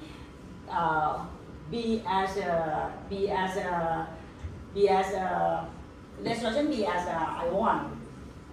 Yeah. Tôi đặt implant vào và gắn cái scan body để mà ghi dấu Yeah. để mà đảm bảo cái khung hình của mình nó theo được đúng như là dự định. This is because it's you see the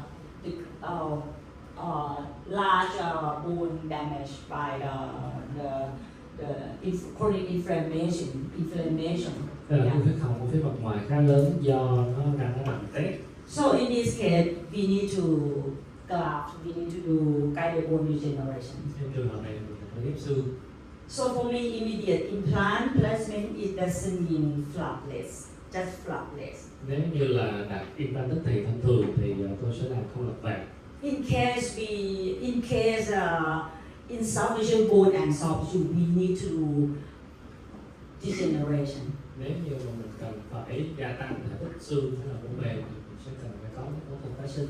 Yeah, and after I take the tooth out, place implant and scan to make sure that the restoration design, and in the meantime that waiting for my provisional restoration. Sau khi tôi đặt implant vào và scan thì trong lúc chờ cái phục hình tạm maybe around 20 or 30 minutes. khoảng 15 phút đến nửa tiếng gì đó. Yeah, and go back to GBR. Thì tôi tranh thủ ghép xương. In this case, I use sticky bone and ossiplus Trong trường hợp này thì tôi dùng sticky bone với lại màng Oxyplus and suture. và khâu đóng lại. Suture like this. And once provisional restoration finished, Một khi mà phù hình tạm nó xong rồi ấy, yeah, just put in thì tôi gắn vào thôi. and tight screw 15 Newton centimeter. Tôi siết lực 15 cm. Yeah, and that is this is I spent time for her around 2 hours. It's 2 hours because I have to take the photograph and everything. Yeah, and this Thời is gian điều trị cho bệnh nhân thì khoảng 2 tiếng. and this is before I go back home. Nó hơi mất thời gian hơn chút tại vì tôi phải chụp hình. Just 2 hours. Đây là cái ảnh chụp sau khi bệnh nhân chuẩn bị ra về. Yes, just 2 hours. This is a exposed area. You can do this without the material that cannot expose in oral cavity. Mình cũng có thể sử dụng những cái vật liệu mà hay là những cái màng ngăn mà nó không có được lộ trong miệng. In this case, Và với cái màng Oxyplus thì mình sử I dụng will ghép go của mình fast for có this thể case. để hở. Đây là một cái ca khác.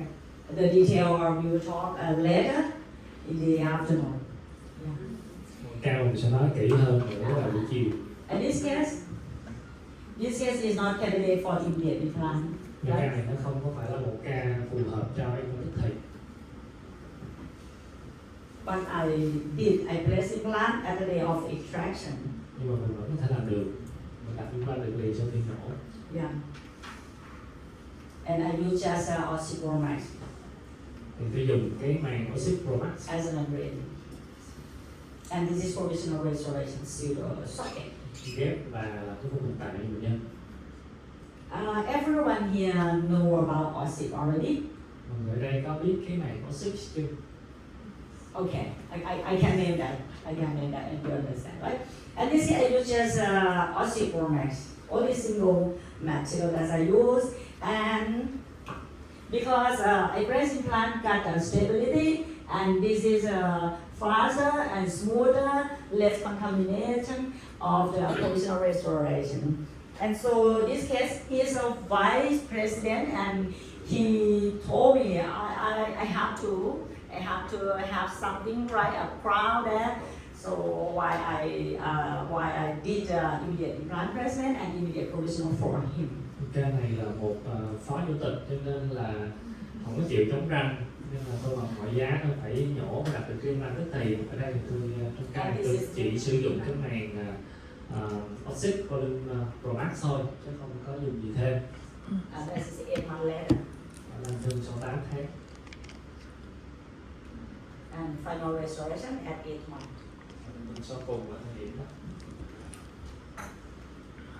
And this is 4 years and a half. Theo dõi hơn 4 năm. That is we can do same day. This is faster. This is less minimal invasive.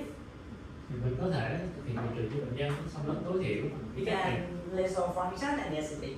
Mình có thể phục hồi lại được cái chức năng thẩm mỹ của bệnh nhân liền. And of course, truly minimal invasive Dĩ nhiên là xong lớp tối thiểu and faster. mà nhanh hơn. Did you agree with me? Mọi người hình dung Did you agree with me? Yeah. We will have more detail about this case in the afternoon. mình sẽ nói lại càng kỹ hơn vào buổi chiều. And you see, after 1 year treatment, I comparing the CBCT after 1 year treatment. Just So sánh cái publicity tái khám sau. while you smile, while you're laughing, you don't believe me? You think I use AI created? Cái hình chụp về mặt là tự Photoshop hay xài AI đó. Yes, why you know that? How you know that? And you say, I to create this picture for me. No, this is real. This is real. This is real. Yeah, that's so amazing, right? I also have amazing guests waiting for you in the afternoon and tomorrow. Vào buổi chiều ngày hôm nay và ngày mai mình sẽ đi có rất là nhiều những ca tương tự. Yeah, you can see this is before treatment. The backbone, the backbone is come to cover the implant finally. Cái bát xương ngoài đó sau thời gian làm thương thì nó cũng đã phủ trên implant rồi. In case like it, you think we can restore function aesthetic for her in just only single visit? Thì mọi người cái ca này mọi người có nghĩ là mình có thể phục hồi được cái chức năng và thẩm mỹ cho bệnh nhân trong một lần hẹn không? You think it could be possible? Nghĩ làm được không? Doctor? Maybe. Yeah. What thing you need to be concerned with? What issue you need to be concerned for this case? Cái ca này thì cái thách thức nằm ở đâu? Chú ý mình nằm ở điểm nào? This young lady, Bệnh nhân trẻ tuổi, soft tissue issue. nữ. Yeah. Cái vấn đề nó sẽ nằm ở mô mềm. What's your plan? Của mình là như thế. Could you share for me? Could you please share? Các bạn muốn chia sẻ không? How should we do about the soft tissue?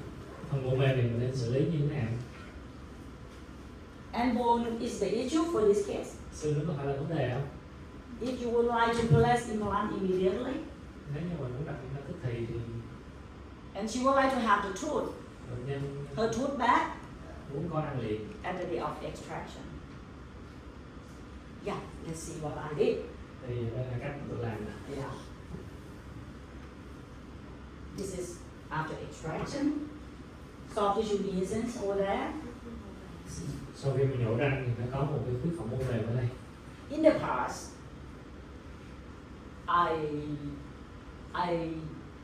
in the past, this case for me, I didn't dare to place implant immediately Với cái ca này ngày xưa tôi sẽ không có dám đặt implant tức thì đâu. because I concerned about the gingival margin. Tôi khá là e ngại. And this case is thin, Nhưng mà rất soft tissue. The best for me in the past is remove that one, wait for soft tissue healing. Ngày xưa thì chắc là tôi sẽ nhổ và đợi cho mô mềm làm thương. Yeah, waiting for soft tissue healing, and then send her to another clinic. Rồi gửi cho một cái khác. Because soft tissue is in the past I have an issue with the soft tissue around implant. I'm not parodontist. And I don't like to and I experience with connective tissue graft and free graft, but in one day, doctor, my patient talked to me, Dr. Orwan, you did good job. I have a beautiful tooth, but so painful.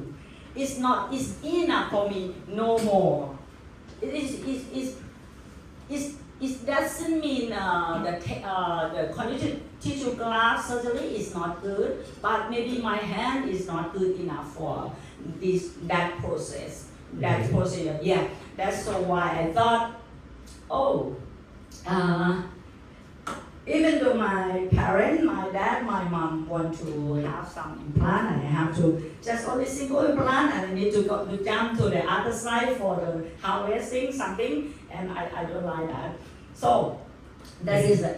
Yeah. Ngày xưa thì tôi cũng gặp nhiều vấn đề với lại cái mô mềm, tại vì tôi là bác sĩ cấy ghép, chứ tôi không phải là bác sĩ nhân chu.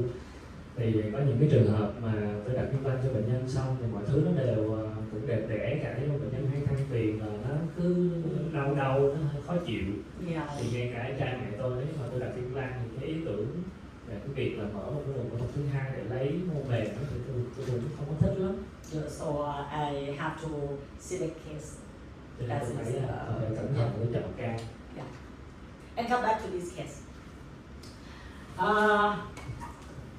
I didn't wait for that because now I know how to handle this issue. Thì đối với cái ca này tôi đã biết cách làm sao mà quản lý phần mềm rồi. Bone is not issue for this case, but xương ở ca này không có vấn đề. anyway, we need to do GVR because my implant depth is not my implant depth is higher than the gingival bone class, buccal bone class. Cái ca này tôi cần phải GVR cho cần phải ghép xương thêm bởi vì cái vị trí platform của implant nó nằm cao hơn người xương. So this is need to do GVR. Phải ghép xương. Yeah, and after a breast implant and bone is not an issue, so I can achieve the primary stability of the implant. Cái implant thì mình đặt vào được đạt được cái độ mỏng sơ khởi dễ dàng. Yeah, and I scan and decide for provisional restoration. Và tôi scan và tôi chuẩn bị cái phút mình tạo. Yeah, and then I'm back to my case to do the GVR. Trong quá trình hiện tại thì tôi ghép xương. Yeah. And it's a provisional restoration. Đây là phần tạm tôi gắn vào. And I just advance the gingival margin colonally Tôi dịch chuyển cái đường viền nướu về phía thân răng to fix the marginal gingiva. để mà cố định cái vị trí của đường viền nướu.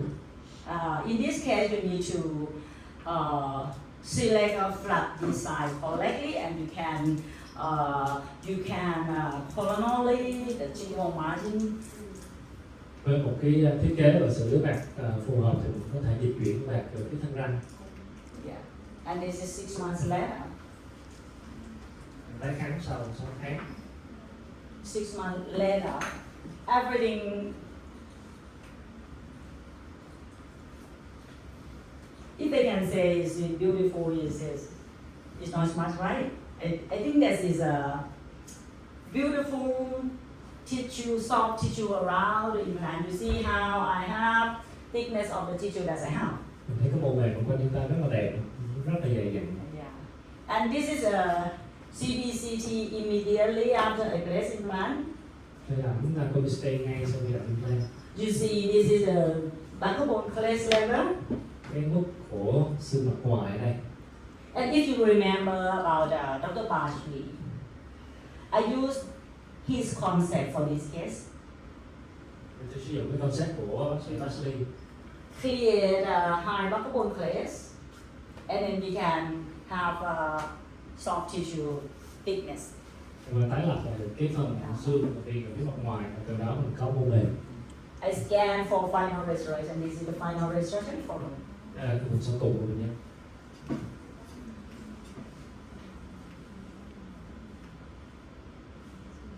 A smile at 2 years. Nụ cười của bệnh nhân sau 2 năm Thin phenotype. trên một cái nền mô mềm là dạng sinh học rất mỏng.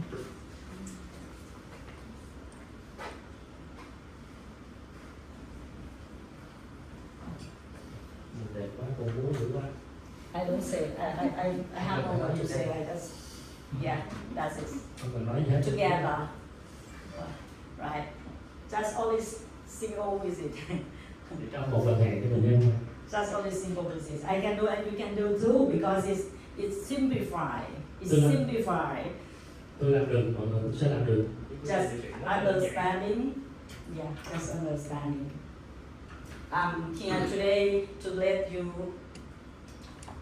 if you like, to follow this way with me.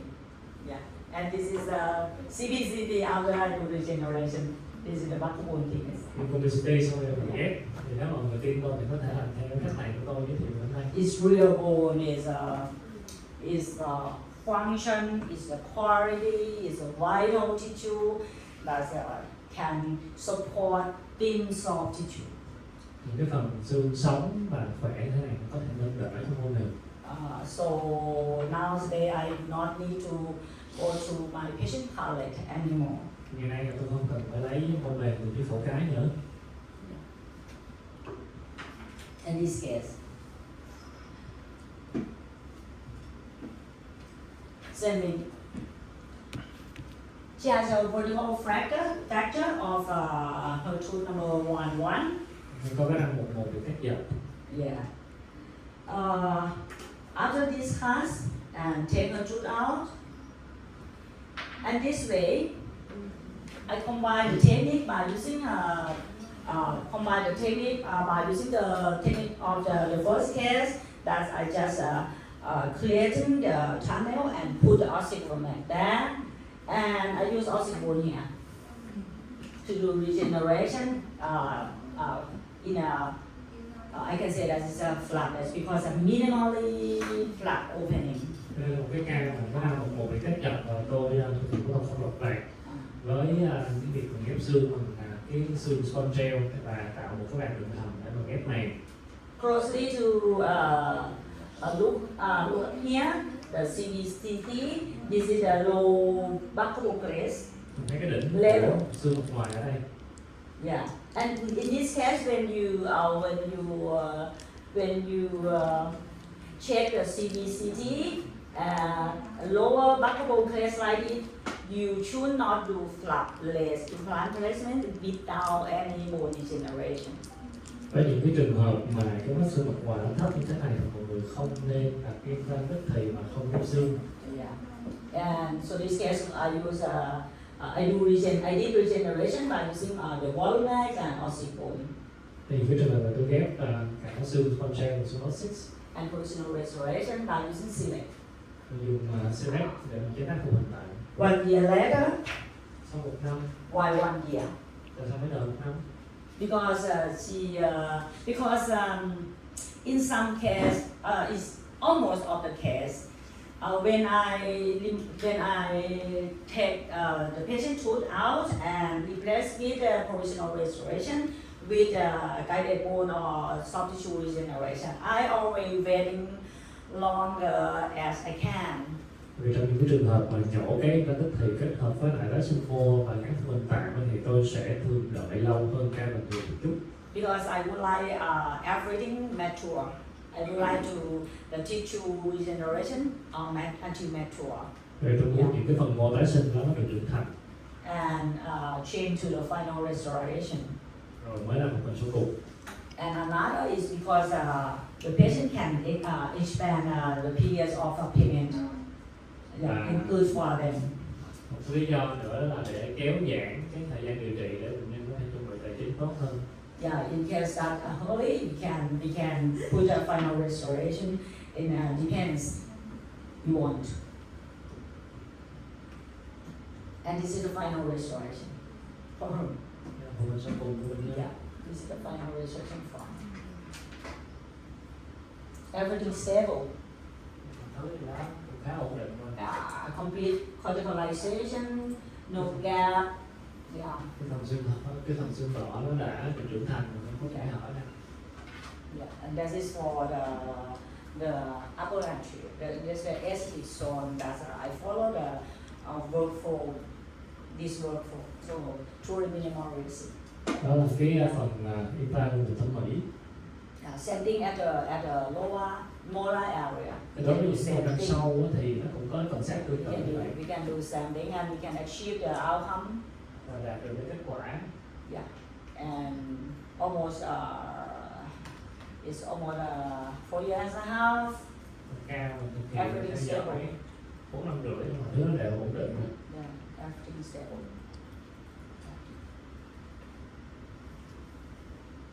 This is I using ossicles in 2019, and by real experience case that I learn and I learning about because it's new and I need to be careful about how the material behave.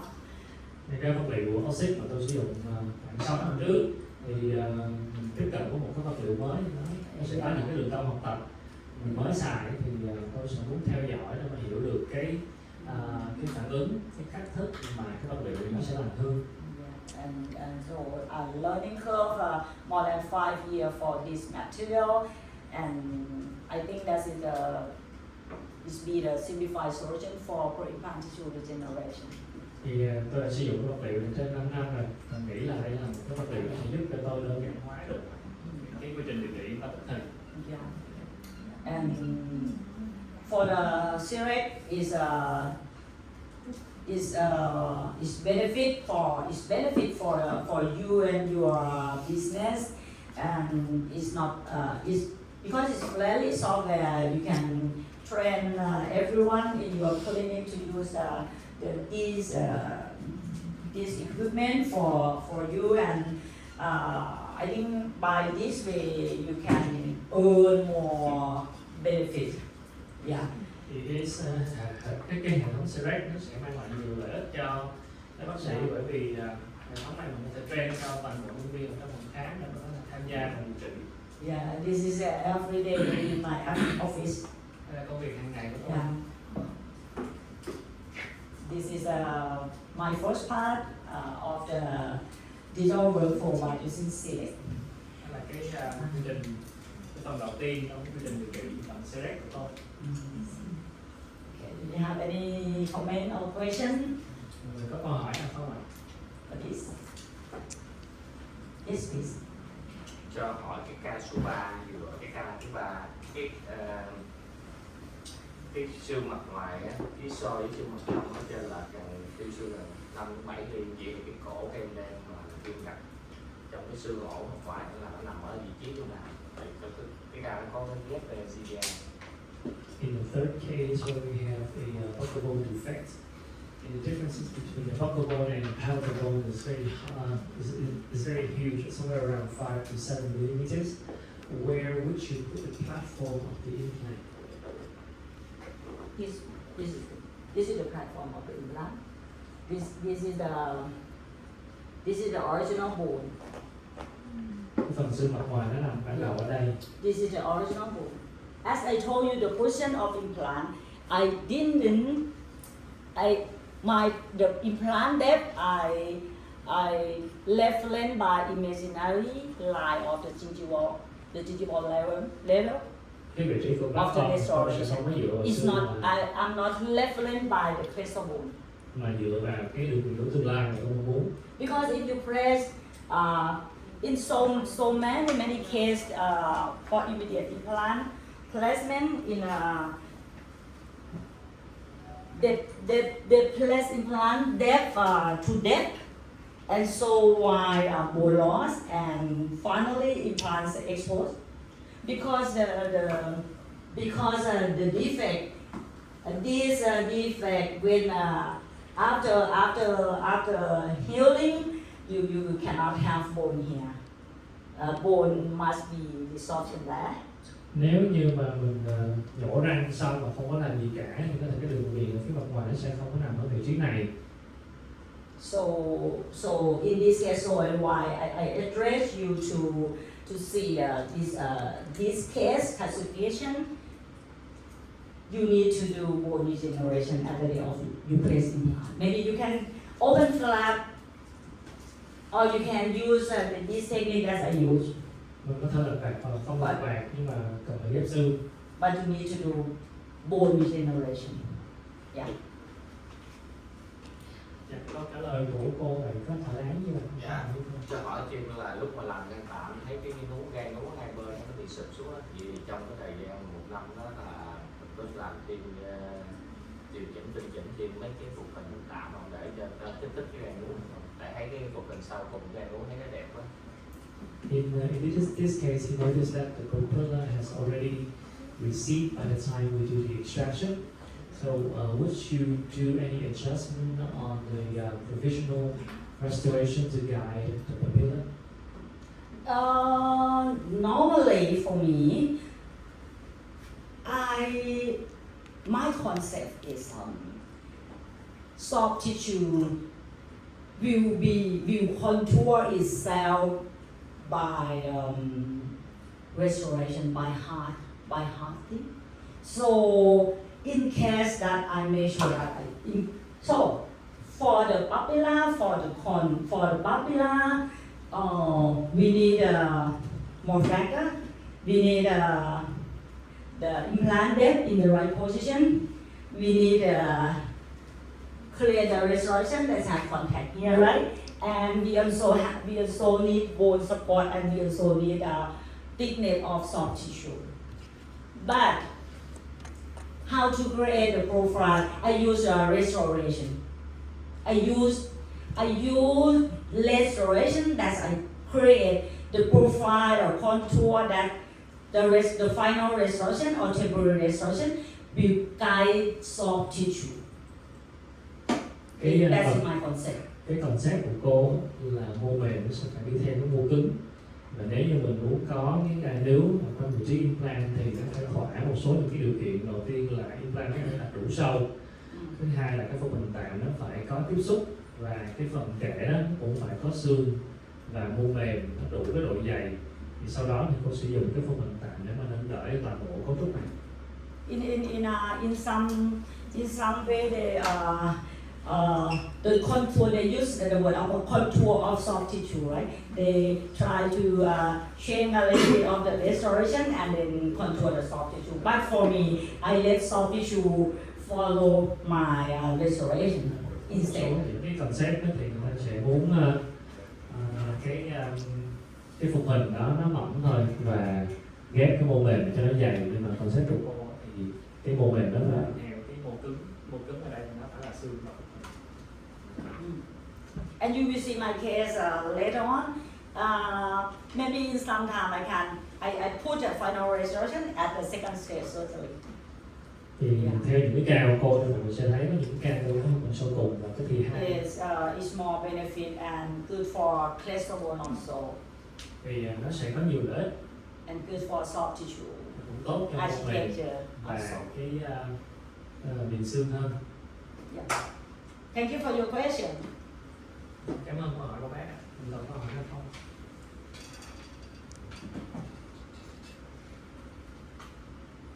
Any?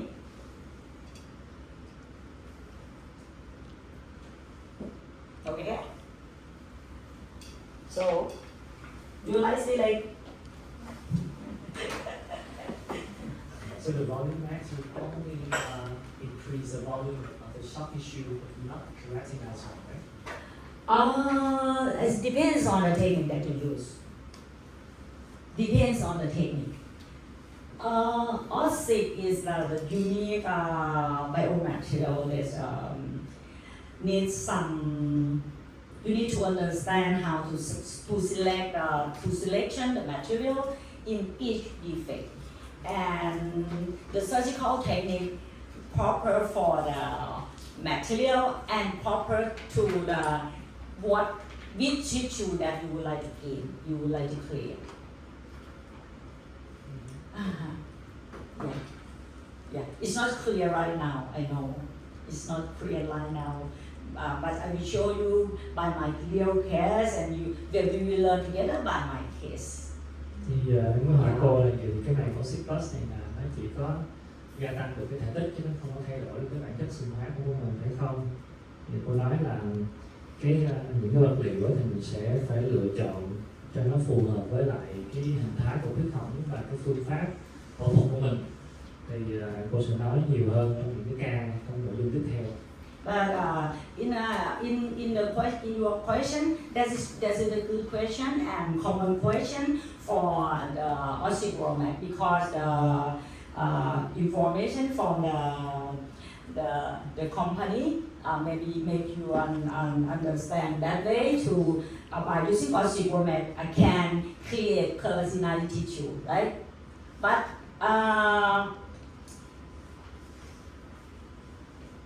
regeneration is regeneration.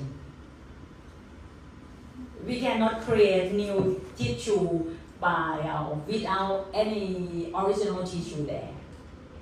You understand what I mean? If you put osteochondritis under mucosa, totally mucosa, you cannot create any keratinoid tissue. But I have a technique to create the keratinoid tissue, but you have to use right surgical technique. Yeah, that's I can say just this right now.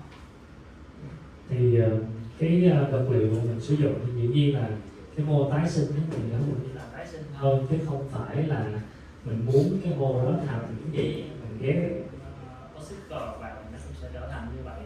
Tức là nếu nhưng mà có ghép oxit ở dưới một cái vị trí mà chỉ là niêm mạc thì nó cũng sẽ là niêm mạc thôi, chứ nó không có tạo thành sừng hóa được. Tuy nhiên cũng có một số những cái cách tiếp cận để mà có thể tối ưu hóa được cái kết quả điều trị ở vị trí đó trong những cái bên ngoài về sau. Yeah, but I can promise. I can promise you. I can promise you by using oxychromate in the right technique, you can increasing vertical soft tissue thickness for sure. Nhưng For mà sure. cũng có thể hứa chắc chắn với mọi người là bằng việc mình sử dụng cái màng Oxy Pro Max đúng cách, đúng ga thì mình có thể gia tăng được cái chiều dài của mô mình phù hợp. Yeah. And let's see. Thì mình để xem nè. Yeah. Thì bây giờ mình sẽ tea break hay là sao?